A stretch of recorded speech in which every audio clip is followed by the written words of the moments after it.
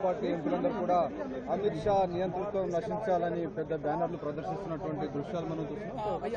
ఈ ధర్నాలో కాంగ్రెస్ పార్టీ ఎంపీలు, ప్రియాంక గాంధీ అందరూ కూడా ఎంపీలు ఉన్నారు. ప్రధానంగా విద్యార్థుల పార్లమెంటు ముట్టడి సందర్భంగా చాలా మంది విద్యార్థుల పైన లాఠీ చార్జ్ జరపడం, బాష్పవాయు ప్రయోగించడం, పెల్లెట్ గన్స్ ఉపయోగించడాన్ని నిరసిస్తూ పెద్ద ఎత్తున కాంగ్రెస్ పార్టీ ఎంపీలు బయట, కాంగ్రెస్ పార్టీ ఎంపీలందరూ కూడా పార్లమెంటు బయట నిరసన చేస్తున్నారు. కాంగ్రెస్ ఇస్తిఫాదు అనేటువంటి నినాదాలు చేస్తున్నటువంటి డెఫినెట్ గా ఈ విద్యార్థులపై పెట్టినటువంటి కేసులు కానీ, అలాగే అర్ధరాత్రి విద్యార్థులను అరెస్ట్ చేస్తూ ఉన్నారు.